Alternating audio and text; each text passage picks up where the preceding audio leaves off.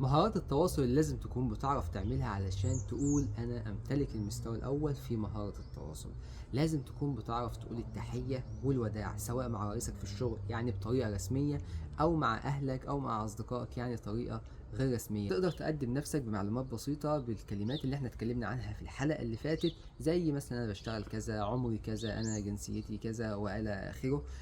تقدر تقدم شخص تاني بنفس المعلومات او بنفس الكلمات دي. تقدر تتكلم عن اسرتك بمعلومات بسيطة زي عددكم كام، زي كل واحد بيشتغل ايه، عايشين فين، وهكذا. تقدر توصف نفسك وصف بدني اللي هو وصف البدن، يعني ابيض، اسمر، طويل، رفيع، تخين، قصير، والمعلومات اللي شبه كده. تقدر تملى استمارة بالمعلومات الرئيسية عنك زي مثلا رقم البطاقة، رقم التليفون، اسمك، عنوانك، والحاجات اللي هي البسيطة دي. تقدر تقرا وتفهم محادثة عن الحياة اليومية. تقدر تسأل أسئلة بسيطة وتطلب فيها معلومات زي الساعة كام، دي سعرها كام، رقم تليفونك، وهكذا.